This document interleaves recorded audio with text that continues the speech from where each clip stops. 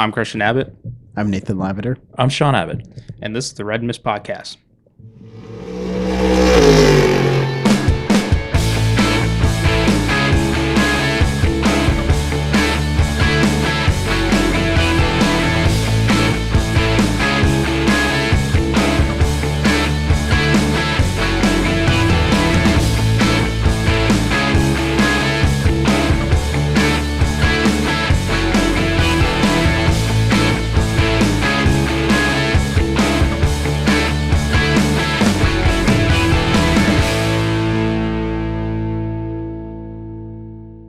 Hello, welcome to the Red Mist Podcast, Season 4, Episode 5. The 1982 Coca-Cola Bob Aiken Racing 935K. An iconic Porsche in IMSA history. An iconic number and sponsor in IMSA history. From 935s to 962s. Mm-hmm. So, there we go. No, Nate would probably want us to have a little NASCAR flair, but we're going to go sports car racing tonight. You didn't want to go with the number 5 Chevrolet of Palou Award?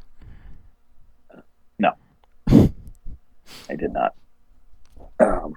Is there anyone that's 5 in F? No, it was Vettel. Formula 1? It was Vettel. 55 is Carlos. Yeah. Double fives. Double fives. All right.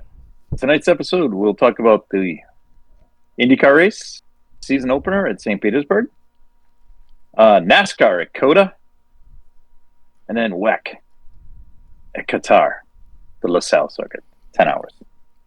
All right, let's jump into it. Shall we jump in with, I know I announced IndyCar first. Let's do the NASCAR race at COTA.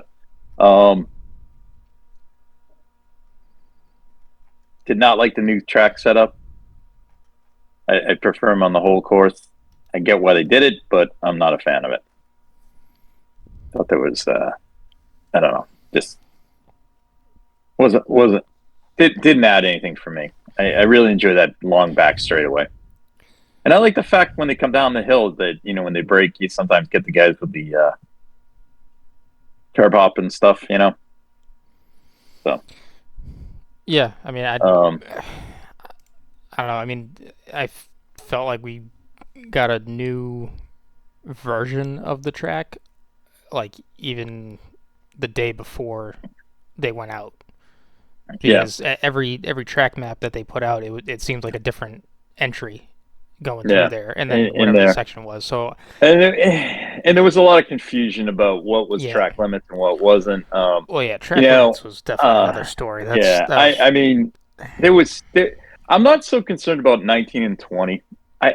Honestly, those cars they're not like a Formula One car where they, have a tight radius of turning, and turn on a dime. So I have no problem with those cars running out over the curb and coming back, using the asphalt and coming back. That's all fine because they all doing it. Guys could try and go to the inside there, but that's all well and good. And again, it's a totally different car and braking dynamics and things like that. What I did not enjoy was the run down through the S's, where these guys were you could just go anywhere.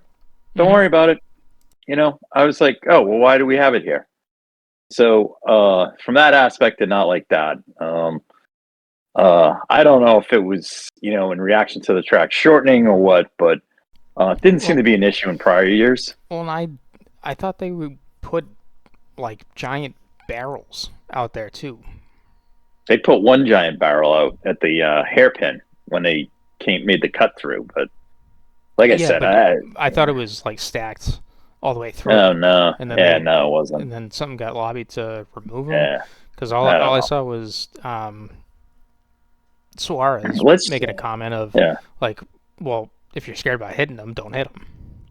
Yeah, which I was like, I'm like, I don't touch them. There was like Chase Elliott during the race. He was confused. He goes, "Is that track limits or not?" Mm-hmm. Anyways, so 2311 took pole with Tyler Reddick. Took a front row. Bubba Wallace. Yep. Bubba Wallace took the outside of the front row, and Bubba was nearly not his fault. He was nearly wiped out on the start. Mm-hmm. Carson Hocevar just like drove right into him. Like, what was that? And then they go up, up the hill. They all fan out, 3, maybe 4 wide. But no, we have somebody decide to go 5 wide and to the inside. And that was the Watermelon Man, Ross Chastain. And what does he do? Essentially, center punches Chase Elliott, spins him around. Chase goes all over the back of the pack. Cleans him out. Yep, cleans him out. And in the melee, Connor Zilich, who was starting 16th or so, got caught up in it. He got into the back of the race. I mean, so kind of had to drive from the back to to get to the front. Was hoping to see him duplicate what he did in the Xfinity race the day before. Mm-hmm. But it was, it's living proof that NASCAR drivers just lose their mind, Unreal. Well, and the funny thing is they were still turning left in that corner. Yeah, but it's like, do you really think 5 wide's going to work? 5 wide's going to work going in there? Yeah, I mean, after the start, I quickly realized, there's still stages in this race, so yeah, I know that was the other thing. Tuned out all that, right? And then from that point on, I mean, Reddick had a good run first part of the race, but both Van Gisbergen and Kyle Busch came to the front. Yeah, and they stayed there for quite a bit. Mm-hmm. And then we made pit stops, stage, all that stuff. We had a couple yellows, and what we noticed on the yellows, and which you brought up towards the end of the race, Van Gisbergen's car just couldn't fire off. Yeah, on the starts, and I looked atrocious getting off the line. Yeah, even those guys were on the broadcast were mentioned too, but I was like, no, you really should have hampered into it. Like, he's I don't know one not getting off.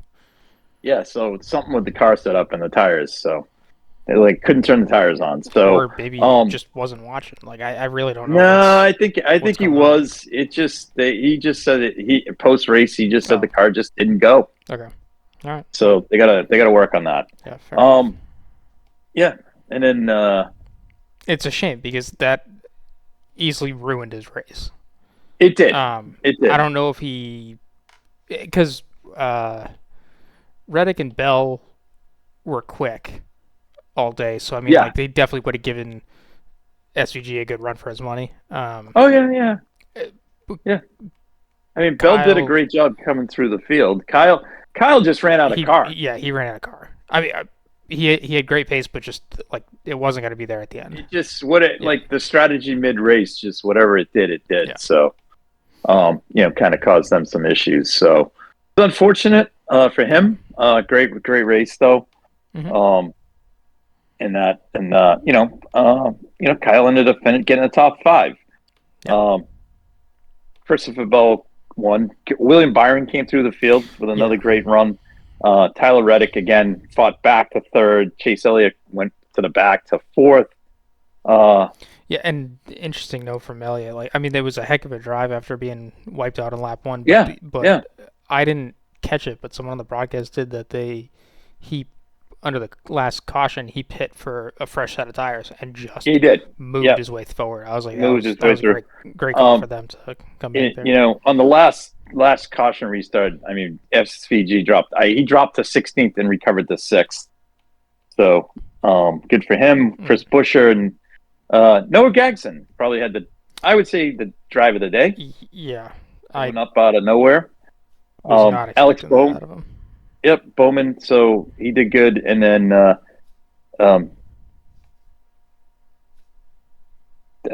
Gillen was 10th. So overall good stuff. It was a good race. I just don't like the track. I don't like the shortened track. So we'll leave it at that. NASCAR now moves on to Phoenix. So which actually makes sense. So that they are basically going from Texas to Phoenix. So that That makes sense. Well, I mean, So, like it's real game changer this season that they're gonna start the season in February and they're gonna be done, mid March. So championship race next week. yeah.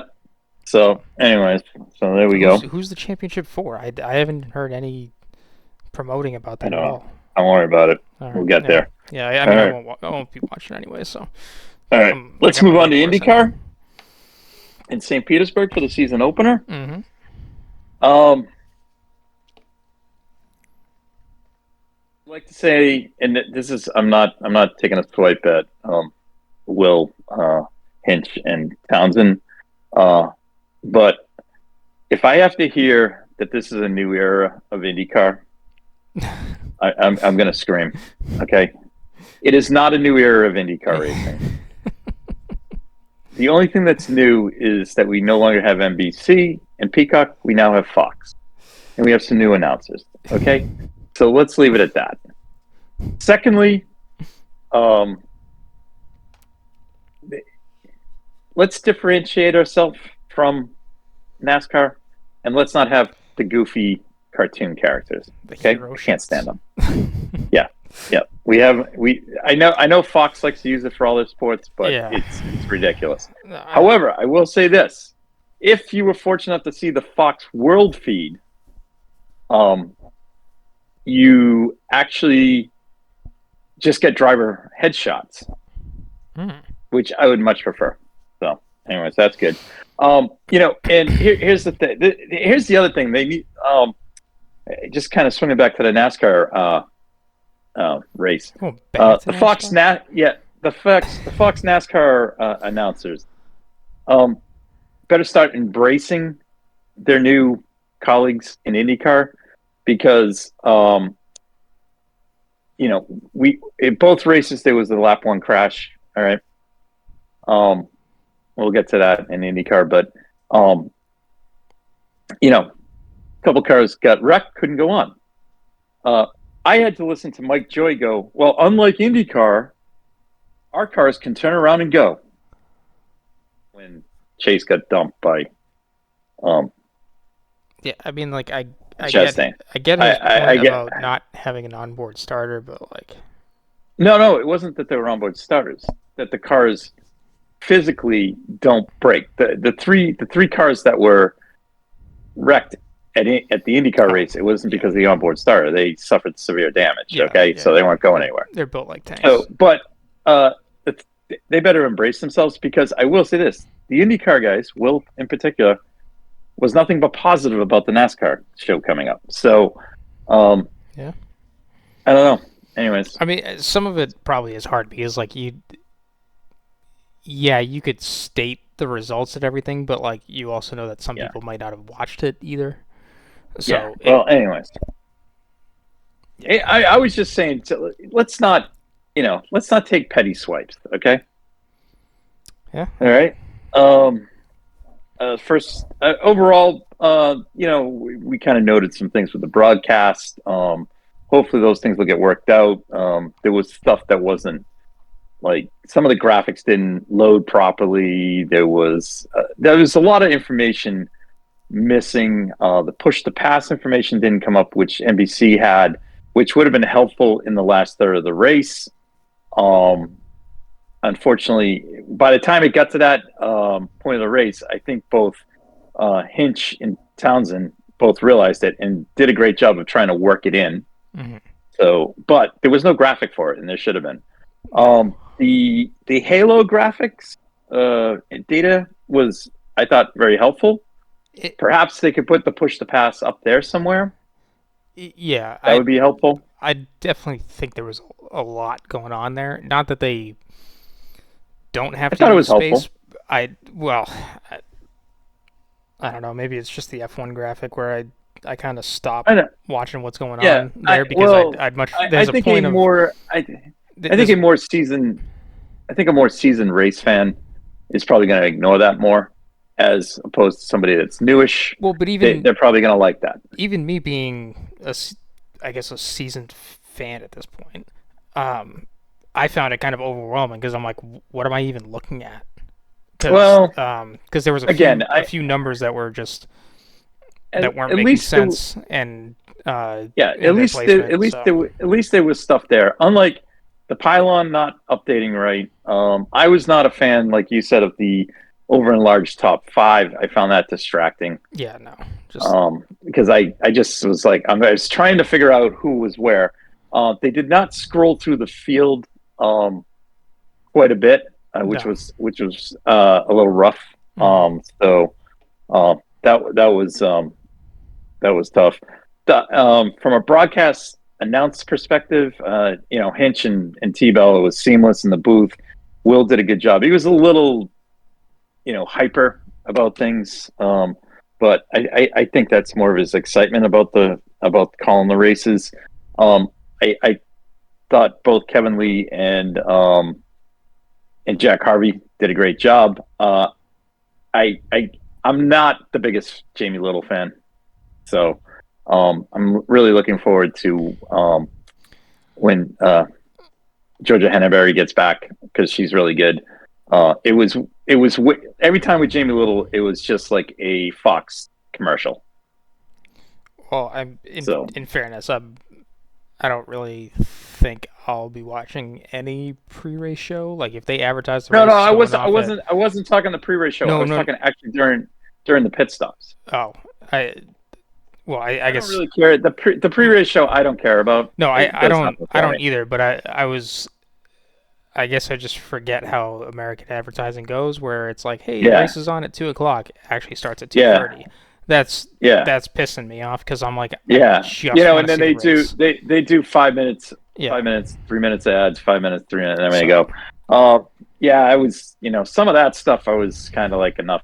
All right, now that we've done the ads with Pato, Alex, and Joseph, let's move on. Okay, had enough. Yeah.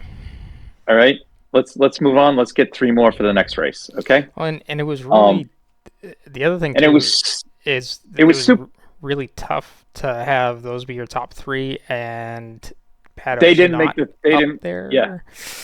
And no, in the qualifying, they didn't even make the final round. Right. I totally understand the race is completely different than qualifying. Yeah, and how it played out. But the way you hype things, this is the problem. Don't overhype it. It's great that they ran the ads and stuff. Yeah, and they were all good. But if I'm gonna have to watch these ads with just these 3 all year, I'm gonna get tired of it real fast. Right. I'm already tired of it. Yeah. All right. So hopefully we have somebody else. 3 more drivers, 2 more drivers for the next race. So we'll go from there. And like I said, I everything with Jamie Little was this new era. And it's like it's not a new era. The only new thing is your Fox is covering the race. That was it. So, in terms of probably didn't have much more to add. So just adding more words to whatever. I mean, overall, in terms of qualifying, the action on the track spoke for itself. Another great qualifying session in IndyCar. I missed qualifying, so I can't really talk too much. Look, I mean, it was just a matter of when you use the alternate tire, things like that. I thought Colton probably out of everybody probably showed the most restraint throughout the entire qualification and practice sessions.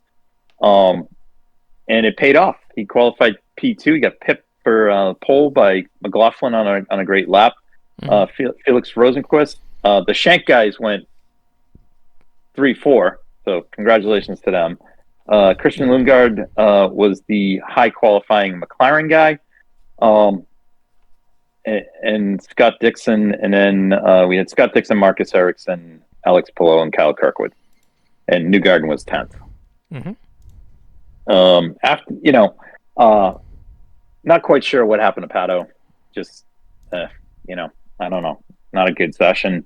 Will Power did not have a good session. Santino Ferrucci did not have a good session. Mm-hmm. Malukas out-qualified him. Yeah. Things like that. Probably the biggest surprise of the qualifying was Rinus VeeKay, who qualified 12th, and he basically hasn't sat. He just sat in the car when they went to Sebring for the test. So he was signed 3 days before that got a practice day at Sebring and then came here. So, well done to him and Dale Coyne. As for the race, I mean, it was a very benign start. Everyone did a great job, I thought, of kind of staying in line, things like that. But as they came through turns 2 and 3, as they exited turn 3, unexplicably, power gets into the back of Nolan Siegel, turns him, and boom, both into the wall. And then I think it was, let me just double check here, Louis Foster got caught up in it. Nowhere to go. So, tough break there. 3 cars out, 0 laps. At that point, the folks that started the race on the hard compound, because they didn't run, Dixon was running McLaughlin was started on the alternate tires. No, did he start on the alternates? Dixon pitted. No, McLaughlin. No, McLaughlin did not. He stayed out. No, I know. So he was on the primes. He was on the prime. So the guys that were on the alternates as soon as possible. So they had to run 2 laps. So they went 2 laps. The thing went like 4 laps on the caution, at least minimum. Yeah. As soon as the second lap, they crossed over. The next lap, they all pitted and went off the tires. So what I don't understand is why McLaughlin just didn't come in and make the tire change, because all he had to do was he could have gone off, blasted out whatever with the tires that he had. He would have come in first and left first, blown away from the field, and then pitted, probably come out, 10th, somewhere, 10th to 15th, and then been on the same strategy with everyone else. And then just all he had to do was one more caution, which did come. All he had to do was, pit, kind of short pit, and he would have been right back in it. So I'm not. This isn't McLaughlin. This is on his team. They blew the strategy because that change, when that happened, that catapulted both Dixon and Palou, as well as Newgarden, up the board. I really believe that this just fell completely into the Ganassi hands. Colton, it would have fallen into his hands, but on the second pit stop, we let him down. Couldn't get the right rear tire on.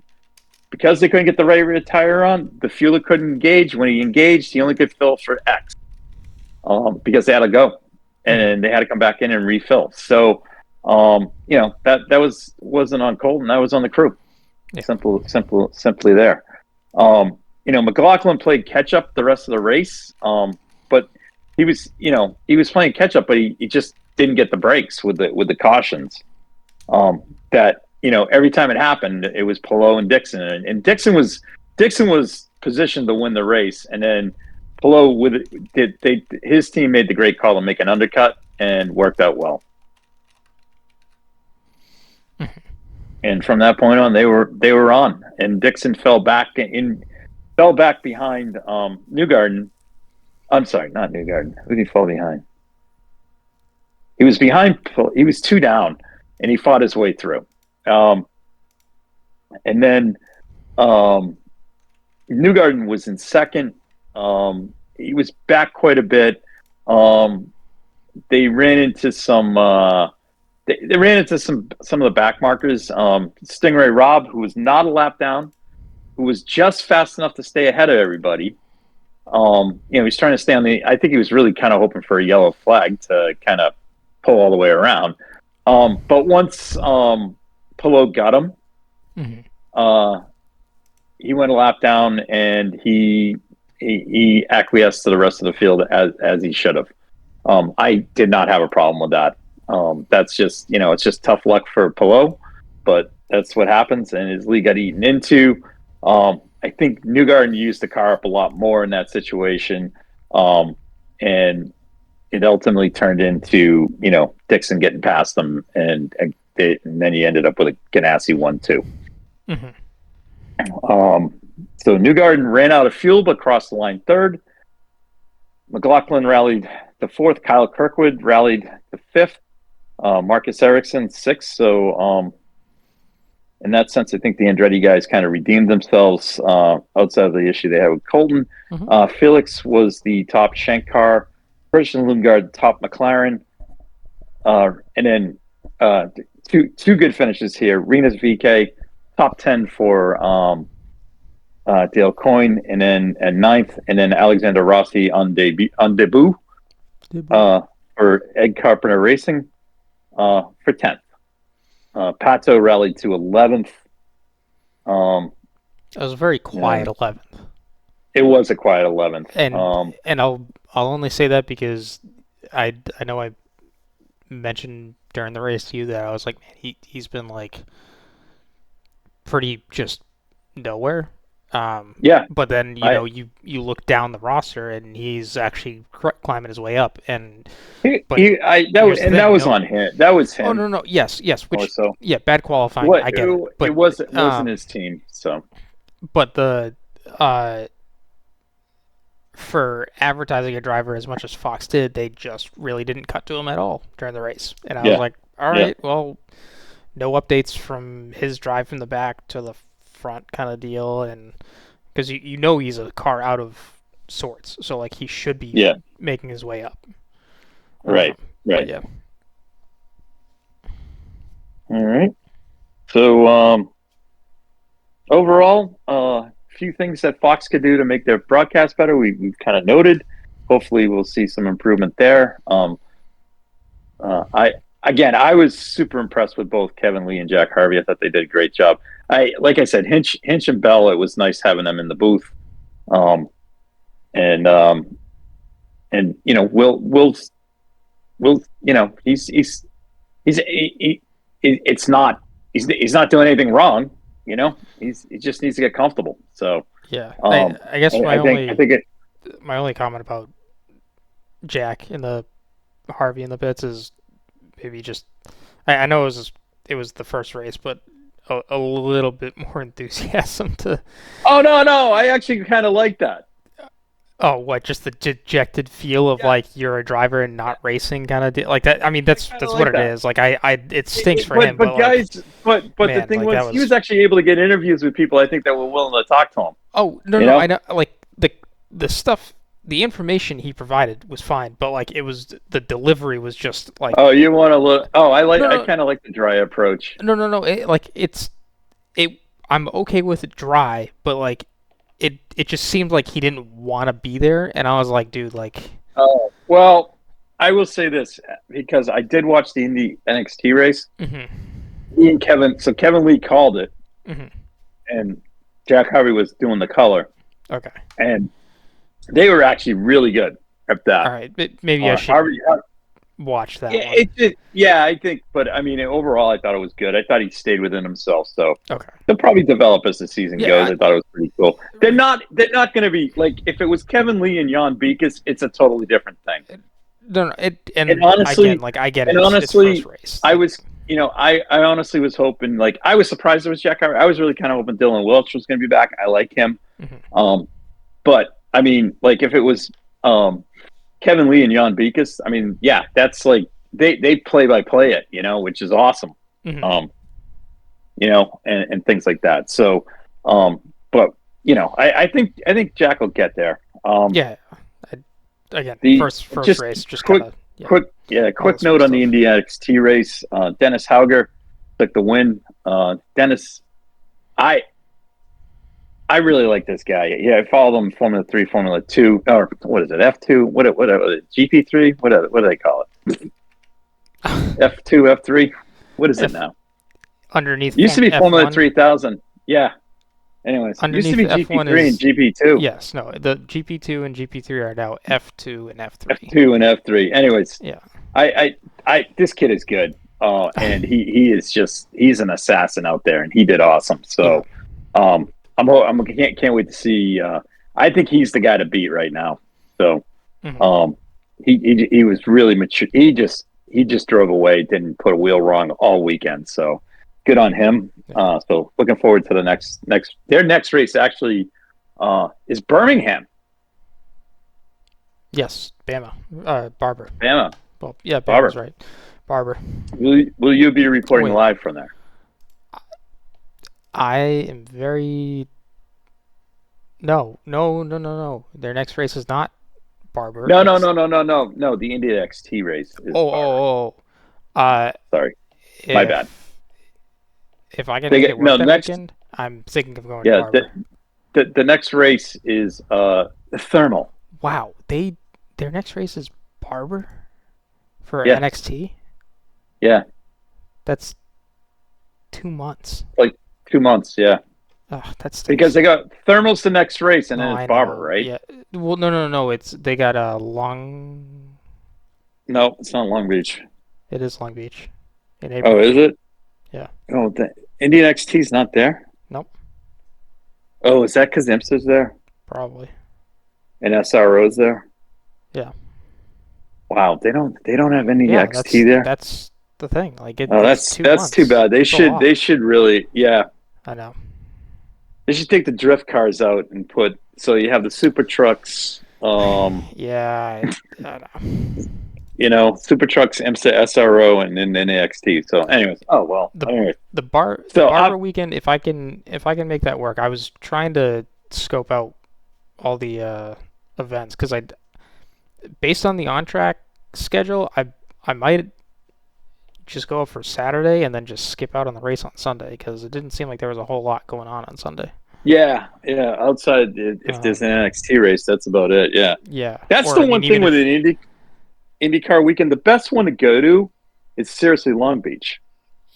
Yeah, but I mean, even it's let me. It's Long Beach restricted to a point too. Yeah. Well, same thing at St. Petersburg. I mean, it's probably the 3 best races are probably St. Pete as a fan because of the crap that's going on. It's St. Pete, Long Beach, and I know this is going to sound ridiculous, but Indy was great. Indy was great. It is what it is, and that's the thing. So I thoroughly enjoyed myself. I think the other weekend you're missing out is Road America. Oh, Road America, you're right. That would be a very good one. No, that's fair point. Yeah, so those are probably the 4 must-go races. Barber, I think it's just F2000 in the NXT. That's the only thing. It's just that it's kind of Sunday's kind of a slow thing there. Well, it seems the way IndyCar operates on a weekend, like race day is kind of slow. Yeah. Like it just takes that approach. All right. Well, here we go. So we're off to the Thermal Club. I know that's exciting. Yeah. Yeah. Is this the third time they're going? Second time. Oh, this is only the second? And this is a full race.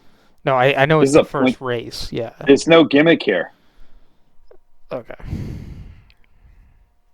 Oh, I will miss one thing on May 10th. Weekend of May 10th. At Indy. It's the Sanzio Grand Prix. We'll miss Lee for that one.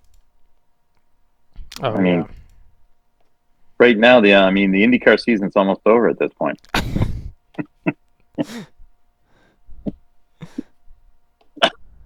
Jesus. Yeah. All right. Off we go to Thermal. Exciting. Yep. All right. Let's talk WEC. Shall we? Season opener. Yes. 10 hours at La Salle. And Pozza Ferrari. That was Uno, duo, tre. Yeah.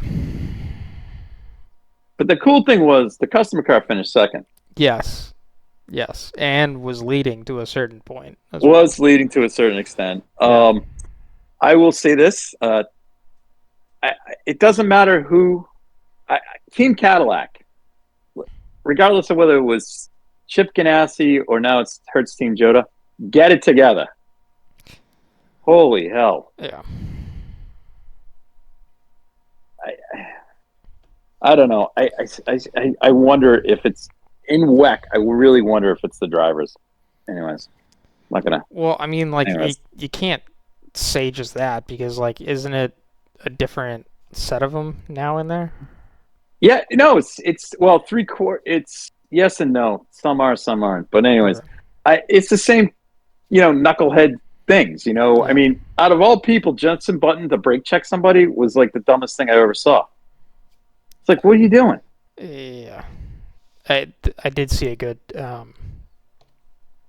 graphic someone made with of all the hypercars, and you know how you have like the entry list with all the the car numbers, a graphic of the car, and then the drivers. Someone did Yeah, like here's the Aston, Toyota, Ferrari, and then they took the Cadillacs and put the cars bumper to bumper. good. I like it. Porsche. Uh, no idea where they were all weekend. Couldn't tell you. Yeah, I I Yep. mean I know I said this last year and I didn't get it together, but it'd be interesting to see what the BOP is like from last year to this year. Yeah. Because I Yep. imagine that they got hit with a pretty heavy one because Yep. they were the dominant team Yep. car. I mean, I know Toyota Yep. won the manufacturer's title, but like last I year I last did. year was I Porsche's will. year. I was very excited to see BMW up there doing well. Mm-hmm. Kevin Magnussen's car obviously had an issue. They fought back, finished seventh. Um, Vantor. Oh no, I'm sorry. They finished fourth. Um, Rene Rast, Robert Friesian, and Sheldon Van der Linde finished seventh. So again, a solid two top 10 finishes there. So that was well done by those guys. Yep. Toyota, rough time in qualifying, fought back, showed up in the race, and it was like at one point I texted you and I go, they're lurking, Yeah. and then it just was strategies just didn't go their way. No. But I mean, you Uh, can't th- discount these guys. no, you definitely can't. But I mean, like Ferrari was just also on a different level. Like no one was Yeah, even no, close. they were fine. So. They were fine. So we'll see what happens at the next BOP. Mm-hmm. If they get rung back a bit, uh, debut for Aston Martin. Welcome. They Did enjoy the door going flying off the car. That was entertaining. I don't think anyone cared that they were running dead last in the class. No, it was the best sounding It was thing. the best Yeah, sounding car, and yeah, like in half the shots that they had, you could still hear the car, and it wasn't even in yeah, frame. yeah, yeah. All right, so let's get to the saucy part of the race. LMGT3, just a ding dong battle. Yeah, Ding dong. And I'm gonna just tell you something. I have no idea what TF Sport did with the Corvette to get that win because they were them and the Mustangs were nowhere near competitive. yeah. No, I know From that and was they got saddled with a BOP and they got saddled with a noise reduction, which obviously throttled the cars back. yeah, But TF Sport came through. Ben Keating with a monster. He did 3 hours. He did his time limit in the first 3 hours. hmm. Well, So I and think left it most up. of um Well, yeah, the but AM when you drivers did when it you have in the right, start, but yeah, it right, but was when you have him doing it, that's big right. because he's liable to move your car. So he Hmm. did. And he positioned it so that you know, Johnny Edgar and Danny Ucadella could do it, and Ucadella just drove an amazing end of the race. Did a fantastic job. Yeah, So that just phenomenal. And the United Sports McLarens, well done to them. yeah, yeah. That was a really Those good cars showing look out. good.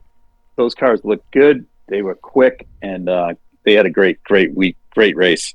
Hmm. Um, and then we had in third we had WRT Team Bend BMW. Is that Rossi's car? Um, no, Mm. no, the doctor, they had an issue and fell back and went down a lap. But again, the Mustang guys from Proton came back, got into I think the top 10. The Lexus or the Toyotas, whatever you want to call them, much better effort out of them. So yeah. So it was just that was just a fun race, and I'm really a big fan of a 10-hour race. There's just so many different things that can happen. So, in a 6-hour, it's a complete sprint, and I mean these races are all sprints, but 10 hours just that last 4 hours really adds to it. Yeah. I mean, even if they did 8 hours for their shorter races. All right. So, anyway, so that was a good start to the season. Our next race, very excited for this. Yes, very excited. Is April 20th, Imola. That's right. No, they're not. Going to be exciting. It's not Silverstone. Very exciting. Very exciting.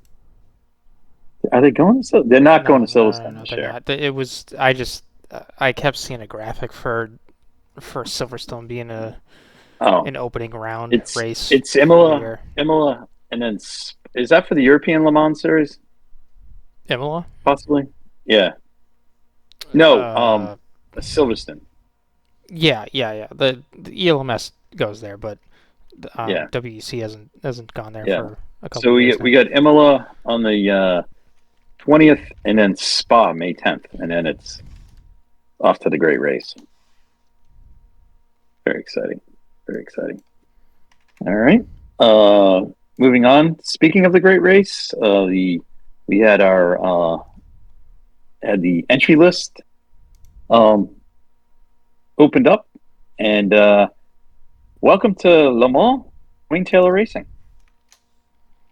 They will be bringing their Cadillac with the Taylor boys and Philippe Albuquerque. All right. So that's pretty cool. Brendan Hartley will be making a one-off at Sebring for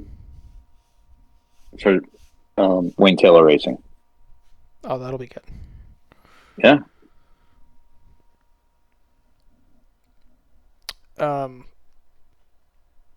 Pratt and Miller is not going to be there? No, you can't have a factory cars. Right. Oh, that's... Yeah. So that's right. Yeah, it's not pro lineups anymore. That's okay. That's right. That's right. I thought they just didn't get an invitation. Oh, that's I mean, we could. I think next week we can dive into that a little bit more. Yeah. I forgot. Because it's going to be kind of a slow weekend. Just on the MotoGP front, the Marquez brothers, Mark and Alex, went 1-2 in both the sprint and you should have put a main warning. Race. You should have put a warning to that. Why? Because there might be some people didn't watch this that didn't watch this. Yeah. Oh well, the exciting thing is it's on. It's now on FS1, so I was all excited about that. So everything is on Fox. Yeah, so very helpful. You think F1's going to Fox after their ESPN deal goes up? No, I don't think so. I think I'm really kind of hoping. I'm hoping it goes to Netflix, but I'm hoping if it goes to Netflix, it's goes to Netflix. Oh. Yeah, or Apple or something, and I hope it's just they can get rid of the Sky Broadcast Group. That's all I want. Oh! I need to make this note because I know I've brought this up before, but the WEC package that you have. Yes. I really love the option of no commentary. Oh yeah. You can watch it with no commentary. Let me just reiterate this. You can watch a race with car sounds and everything like that and zero commentary. That is so nice to have. If every other racing series would do that and just give you all the graphics and everything else you want, like just there it is and no commentary. You can listen to all the cars on the track like you are trackside. It'd be very nice. They promote that. They love that. I know.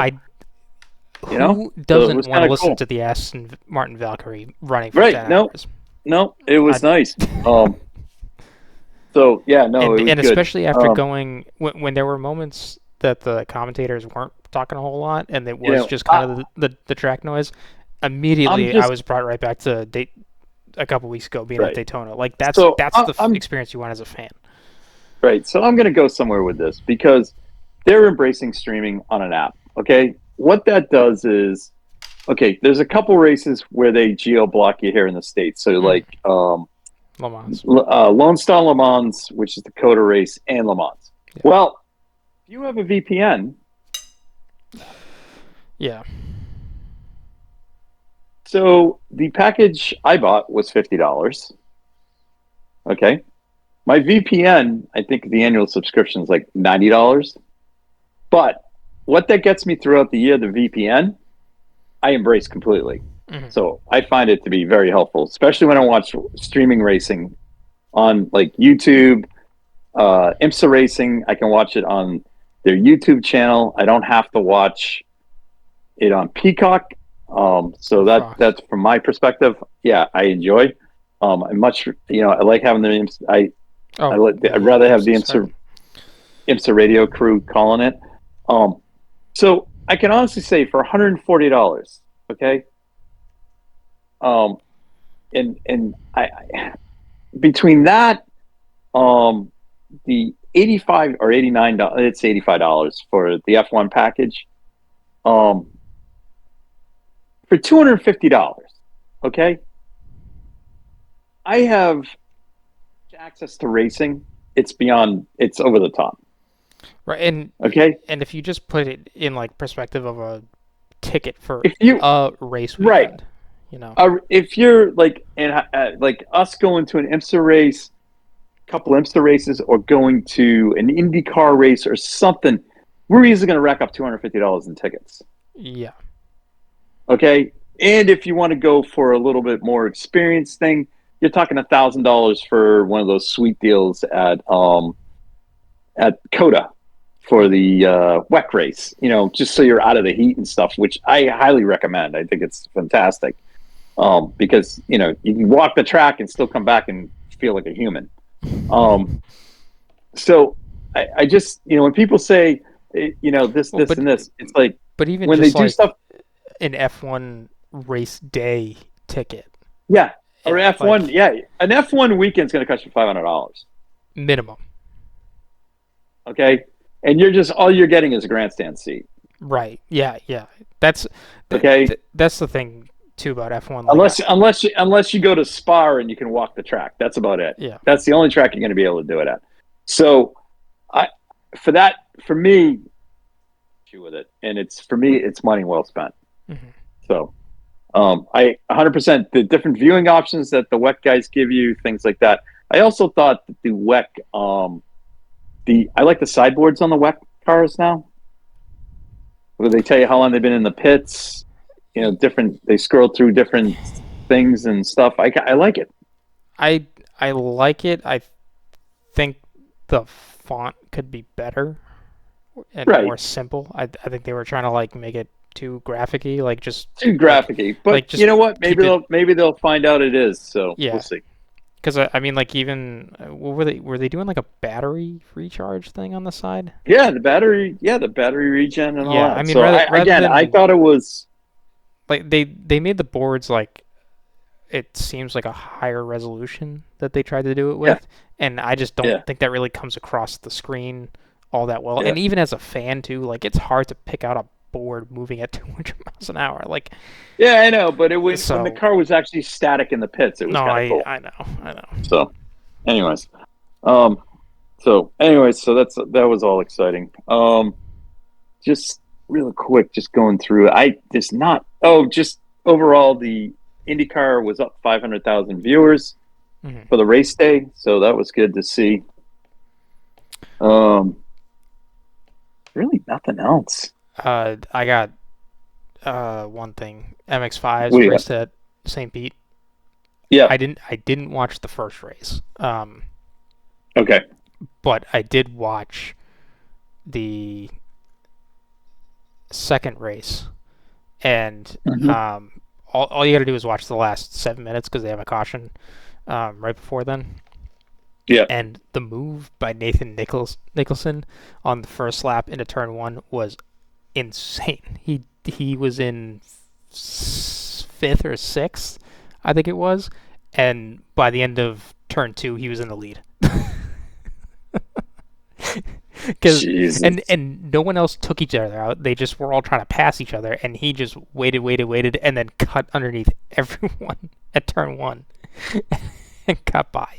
He ended up finishing second to Tyler Gonzalez, who won the race. But Right. man, what a move Gotcha. to get by. Gotcha. Gotcha. And then Jared Thomas took the win in the first race. But Excellent. yeah, it's not Daytona, so there isn't a ton of bump drafting, and the race kind of spreads out a little bit, but all very good. Yeah. I All have no right. idea where they're going next. Yeah. Who's this? MX5. Oh, MX5. It's Actually, hold got to on, be I'm one on of them. their schedule. I think it's C. I think they got a Sebring. Oh yeah, probably. Just kind of a sad note, and a note that probably for my generation, and especially for someone from the Northeast, Bob Sharp passed away at age 85. Hmm. Bob ran the Bob Sharp Racing Team, which morphed into the Newman Sharp Racing Team, and yes, that was because of his relationship with one Paul Newman. And they competed in IMSA GTX with this monster 300ZX Datsun. It was awesome. And that car went up against 935s, everything. It was crazy. But he ran this entire Datsun. He ran the entire East Coast factory Datsun program, while on the West Coast, Pete Brock ran the team out there. And then they'd all come together at the Nationals down at Road Atlanta in the SCCA. And then they went into IMSA, they went into Trans Am. They brought in drivers such as Paul Newman, NFL great Walter Payton drove for them. The late great Jim Fitzgerald drove for them. Scott Sharp drove for them. So I mean, it was a legacy team, and all run out of a car dealership in Danbury, Wilton, Connecticut. So definitely an icon for Northeast racing. Growing up, I mean, it was like going to the SCCA races. It was like the only team that showed up with a tractor trailer, so it was kind of cool. But it was cool. So unfortunately, Bob passed away. So thoughts go out to the Sharp family and everyone involved there. So kind of an end of an era there. So anyways, but the legacy does live on through comedian Adam Carolla, who owns quite a collection of the Bob Sharp racing cars, in particular those driven by Paul Newman. So if you ever get to see do some YouTube stuff with Adam Carolla, he actually does take the cars out and drive them. So good stuff. Nice. All right. MX5 correction. Their next round is Barber. Oh, so they don't run at Sebring. No, but that means so they run a Barber at the IndyCar weekend. Nice. Yeah. All right. Oh, is that because we got Porsche Cup and Mustang at Sebring? Oh, wait a minute. Do I have this? Yeah, right. No, they're. Oh yeah. I'm sorry. Looking at the wrong note. Yeah, it's the IndyCar weekend that they're there with. Sebring.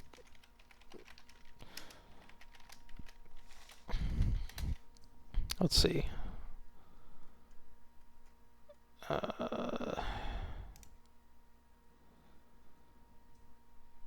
All right, 2025. Oh no, we got a full slate of activities. WeatherTech series, Michelin Pilot, Lamborghini Super Trofeo, Porsche Carrera Cup, nice. And to finish off is the Mustang Challenge. That's a good weekend. That weekend. Yeah. Oh, yeah. What weekend is it? The 14th, 15th, or the weekend after? Nope. Yep. It's the 14th, 15th. 15th is the Saturday. That's race day. All right. Well, I'll be busy next week. All right. Exciting. Yep. All right. And on that note, good night. Thank you guys for listening to the Red Mist Podcast, hosted by Christian Abbott, Sean Abbott, and Nathan Lavin. It's produced by Christian Abbott, and music is by Alex Wart and Harrison Tate.